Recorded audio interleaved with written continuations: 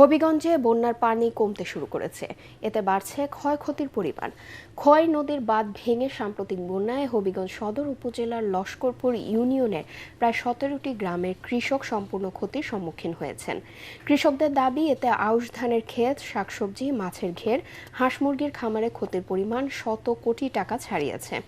এদিকে সদর উপজেলা কৃষি কর্মকর্তা মাকসুদুল আলম জানিয়েছেন, ইতোমধ্যে বিনামূল্যে সার, বীজ সহ অন্যান্য সুবিধা কৃষকদের দেওয়া হয়েছে।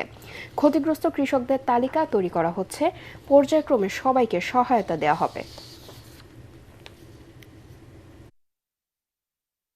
ইধারে লাউ আছে, ইধারে যাওয়ার মতো না, নাহলে আপনার দেখাইলাম না। আরো দিকে আছে আমার প্রায় 3 জায়গা নতুন সাংবান্ধা, একটা ফসলও বেচতাম পারছি না, সব নষ্ট হয়ে গেছি গা।